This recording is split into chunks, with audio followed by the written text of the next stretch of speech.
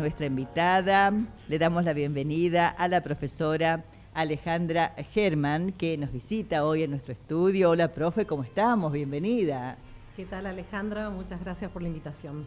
Como siempre, un gusto, es un honor para nosotros porque si de historia y de investigaciones y proyecto hablamos, la profe Alejandra Herman es un referente en la provincia de San Juan y muchos colegas, comparten este concepto, inclusive quienes hemos sido compañeras en la institución podemos dar fe del trabajo, de la responsabilidad, de la capacidad inventiva que tiene la profesora para diferentes actividades que luego seguramente vamos a estar contando. Tenemos un flyer para compartir con todos ustedes porque ella nos habla semanalmente de hechos que marcaron el mundo. Allí, quienes nos ven pueden ver el flyer e inclusive hay edificios y lugares típicos, referentes de la provincia de la Argentina que han marcado historia y que han tenido trascendencia no solamente nacional, sino también provincial. Profe, el próximo 24 es el Día de la Memoria, la Verdad y la Justicia, y en ese marco es importante que hoy nos dé clases de historia sobre eso que vivió nuestro país. Le escuchamos.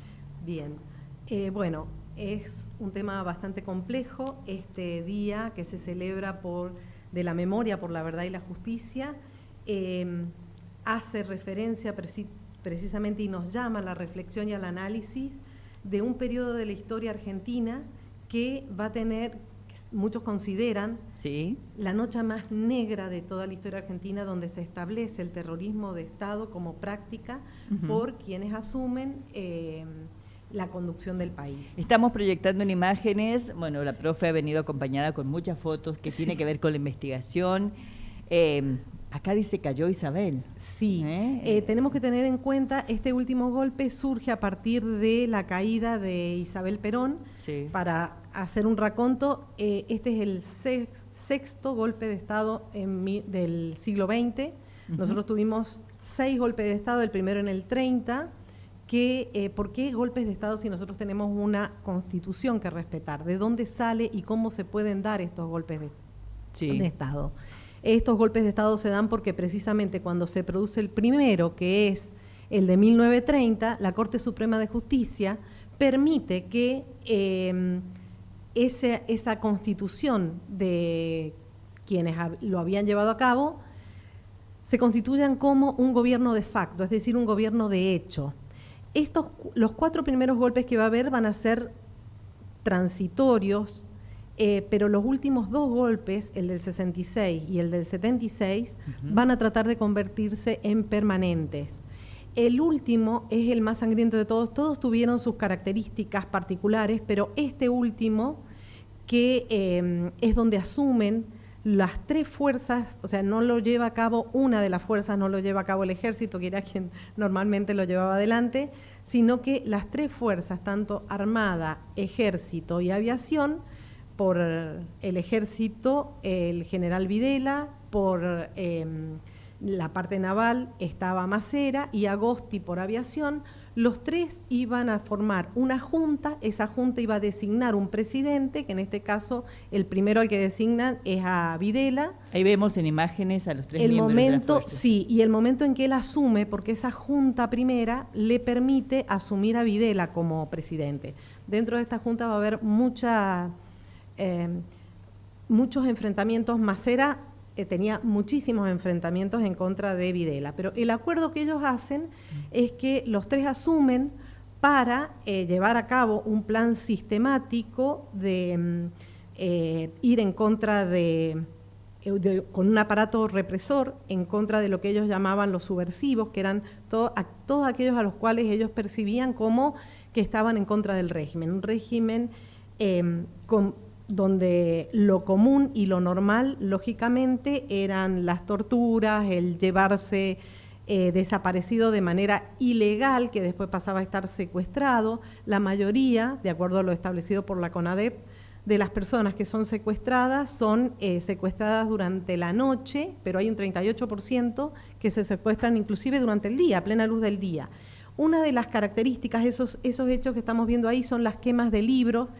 Ni bien se produce el golpe, ya esto aproximadamente es sobre junio, julio del 76, donde salían, porque ellos decían, bueno, ellos estaban muy apoyados por fuerzas extranjeras, sobre todo por Estados Unidos, donde muchas de estos generales habían sido preparados por la Escuela de las Américas y también habían recibido, la teoría dentro de esta escuela era del enemigo interno, es decir, aquel que vos ves como vecino, como amigo, puede ser tu enemigo. Exacto. Y por lo tanto hay que aniquilarlo.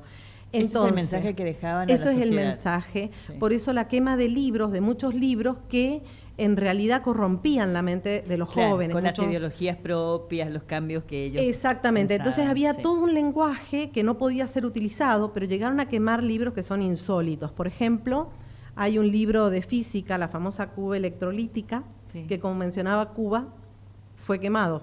Es un libro de física.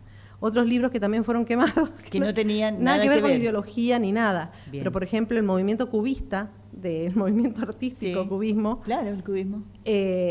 Los libros que mencionaban la palabra cubismo también fueron quemados. Como... Todo eso fue quemado. El tema es que estos procederes son procederes directamente, son sistemáticos y ellos habían sido preparados, no solamente en la Escuela de las Américas con esta teoría del enemigo interno, sino que habían recibido clases de generales franceses que habían utilizado en la guerra de Argelia la tortura como medio para desaparecer personas también. Entonces, estos generales no son los únicos de Latinoamérica, esto es un plan sistemático que también responde a intereses norteamericanos, porque Argentina no es el único país que en estos momentos está con un golpe militar. Está Uruguay, está Paraguay, está Bolivia, está Chile y posteriormente, un tiempito después, también está Brasil. ¿Por qué esta coordinación de Estados Unidos? Porque son los que establecen este plan Cóndor, que es un plan en el cual estas dictaduras se ponían de acuerdo por si alguno de los que necesitaba huir, porque esto lógicamente provocó muchos exilios, muchos que fueron perseguidos y que se quisieron ir. En algunos casos, si caían donde estaban algunas de las otras dictaduras, se encargaban de hacer el trabajo que hacían las dictaduras tanto en Chile, en Argentina, en Paraguay, en todos estos países que estaban bajo esta situación. ¿Por qué hablamos de un plan sistemático? Esto no es que es ningún invento, esto también fue probado. Las juntas posteriormente, una vez que termina este proceso de reorganización nacional, como se llaman a sí mismos, a veces las dictaduras se nombraban con algún nombre grandilocuente, como que venían a terminar con muchos males del pasado. Habíamos tenido una revolución libertadora, una revolución argentina, bueno, ahora teníamos el proceso de reorganización nacional. Y en este proceso de reorganización nacional, esta actuación sistemática, ¿en qué consistió? Ni bien asumen el poder ya para 1976, el país lo van a dividir en zonas, en subzonas y en áreas, dentro de las cuales van a armar centros clandestinos de detención para la tortura de personas. Eran secuestrados, se los torturaba sistemáticamente. Es más, uno de los peores centros es la ESMA, donde estuvo Pérez Esquivel, quien recibe posteriormente el Premio Nobel de la Paz, y él decía, bueno, durante toda una semana nosotros éramos torturados. A la semana siguiente, la gran tortura era escuchar cómo estaban torturando a todos los compañeros que ahí estaban. Dice que una de las mayores torturas para él era escuchar todo lo que hacían con las otras personas. Estos centros clandestinos tenían, lo que es trasera dice, tienen parideros, es decir, exprofeso, para que las mujeres tuvieran ahí sus bebés, y los entregarlos en adopción. En adopción, ilegales. Hay testimonios de algunos militares donde decían, bueno, van a estar mejor cuidados en otras familias que no son estas familias de lo que ellos denominaban los subversivos. Bien, ahí en imágenes estamos viendo las madres de Plaza de Mayo, y las madres que reclamaban también sus nietos, que sabían que las chicas estaban embarazadas. Y algunas que no sabían porque esos niños fueron frutos de violaciones en los mismos campos de concentración. Bien. Ese movimiento de las madres de Plaza de Mayo... Sí. Yo estoy hablando de que esto ocurre ni bien asumen el gobierno. Estamos en el 76, marzo del 76. Sí, sí. Y estas mujeres, que al principio todos estos familiares deciden empezar a buscarlos, van a las comisarías, van a todos lados. Hay que tener en cuenta que este plan sistemático, cada vez que se hacía un operativo, las fuerzas le indicaban a la policía que había zonas liberadas para poder actuar libremente sin que nadie se entere qué es lo que estaba pasando. Entonces nadie podía decir, y otro acuerdo que habían realizado es que nadie iba a cuestionar ni le iba a dar noticias a las otras fuerzas sobre a quiénes habían detenido, qué habían hecho con los hijos de esos detenidos, ni qué habían hecho con los bienes. Por eso Estracera dice, hasta hay un botín de guerra, es decir, se quedaron con muchos bienes de aquellos a quienes también fueron a secuestrar. Bien, tenemos otras imágenes, ahí ya estamos en el 78. En el 78, pero antes del 78, en el 77, ¿por qué deciden tanta apoyatura para el 78? Porque el 77 había sido un año muy complejo. Se les habían juntado demasiados cuerpos de las personas desaparecidas y ellos pensaban que había que deshacerse de esos cuerpos porque sin esos cuerpos no había prueba y si no había prueba tampoco había delito. Por lo tanto, en el 76, 77 están sobre todo el tema de los vuelos de la muerte. En el 77, en abril del 77, esta imagen que estamos viendo, que es cómo las madres daban vuelta alrededor de la pirámide de Mayo, frente a la Casa Rosada, es porque precisamente una de ellas, que es la madre fundadora de toda esta línea, dice, bueno, nosotras está bien, no quieren que nos quedemos acá, vamos a comenzar a dar vueltas alrededor de la pirámide de Mayo. Ella es Azucena Villaflor de Vicenzi, que junto con 12 madres más comienzan el 30 de abril del 77, o sea, no había cumplido un año la dictadura y ya ellas estaban denunciando. Claro. Todo esto hay que saber que muchos medios en castellano daban, no brindaban información sobre esto. Felipe Piña es muy claro cuando dice que para hablar de la Argentina de Videla hay que leer todo en otro idioma. ¿Por qué? Porque sí existía en Buenos Aires Herald, que es un periódico que cuenta con el aval de la Embajada Británica, y ahí se producían todas las denuncias de lo que estaba ocurriendo. Esto que están haciendo las Madres de Plaza de Mayo va a tener una trascendencia a nivel internacional, por eso marcó mucho toda esta situación. Además que había muchos exiliados que ya se habían ido y también contaban afuera lo que estaba pasando en la Argentina. ¿Qué va a pasar en estos momentos? Hay un cambio, yo dije recién, esta dictadura estuvo muy apoyada desde Estados Unidos, pero estuvo apoyada en el 76. Quien era presidente es Gerald Ford, que fue el vicepresidente de Nixon. Nixon es el que tiene que renunciar por el caso del Watergate. Gerald Ford pierde la presidencia y a partir de enero del 77 asume Jimmy Carter. Jimmy Carter es un presidente comprometido con los derechos humanos. Se entera de esta situación y lógicamente quita el apoyo a la dictadura. Es más, manda a su secretario de Estado, a Cyrus Vance, en noviembre del 77, que entra en contacto con las madres y lleva toda una solicitud con toda la cantidad de nombres de personas que estaban en esta condición de desaparecido. Al mes siguiente, en diciembre del 77, las madres fundadoras, Azucena y varias madres más, las dos monjas francesas, son desaparecidas por la dictadura en diciembre de ese año. ¿Por qué? Porque habían conseguido que el diario La Nación, para el Día de los Derechos Humanos, que es el 12 de diciembre, les publicara la solicitada con los nombres de todos los desaparecidos por los cuales ella reclamaba. Es sintomático, en esa solicitada está con un nombre falso, Astiz, que se había infiltrado entre las madres, y figura con el nombre del supuesto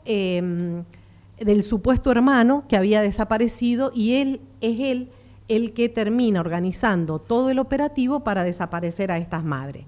La situación era tan compleja en el 77, además de esta situación, estos movimientos que empiezan a surgir en contra de la dictadura, una situación económica terrible porque hay un 400% de inflación en ese año. Entonces, ¿qué decide el gobierno de turno? Sí. Y bueno, tratemos de hacernos propaganda a través del Mundial 78. El Mundial 78 era algo que había sido establecido ya en el año 66 en Londres, que iba a caer esa sede en Argentina. Perfecto. Podrían haberlo tomado o no, pero era la manera de mostrar que acá era una situación muy tranquila. Dispersar la atención para otro evento. Exactamente, ahí logran sobreponerse a esta situación, pero en el 79 nuevamente, o sea, el sol no se va a poder tapar con un dedo, nuevamente empiezan a surgir problemas, empiezan los reclamos, hay una visita de la Comisión Interamericana de Derechos Humanos de la OEA, que entra en contacto nuevamente con madres de Plaza de Mayo, van a las cárceles, otra vez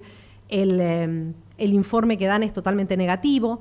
Nuevamente el gobierno trata, porque logró que esa es la reunión precisamente de la OEA, donde ellos se están reuniendo para entregar el informe al presidente.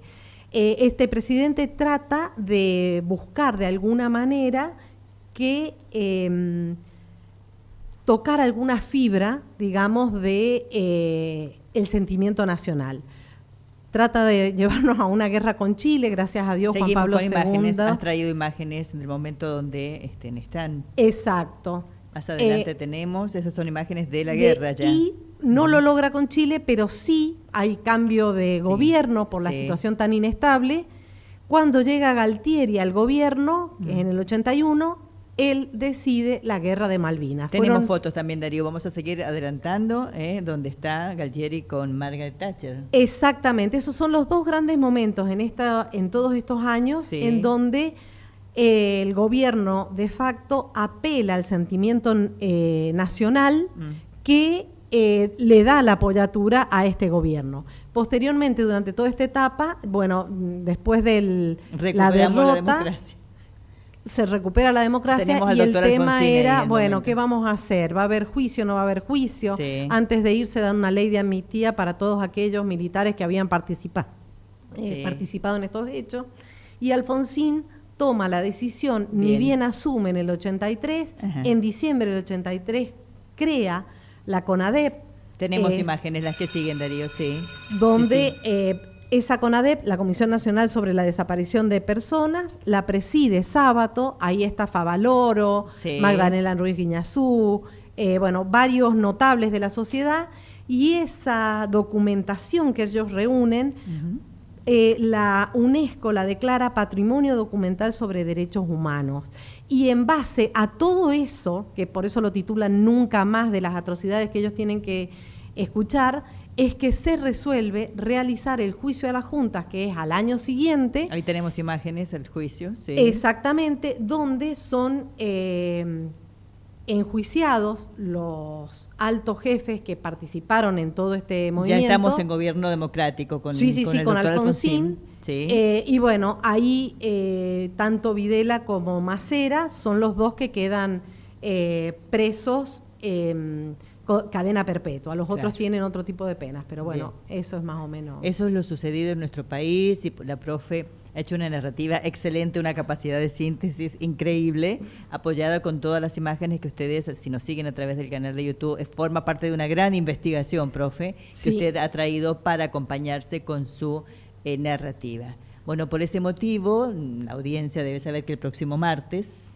24, es ese día. El día de la memoria por la verdad y la justicia. Suelen haber marchas que se organizan precisamente para no olvidar y el compromiso de que estas situaciones no vuelvan a ocurrir. Bien, es importante reconocer esto sucedido en la Argentina porque, bueno, los jóvenes tal vez forman parte de la historia en su formación, pero es importante que lo sepan.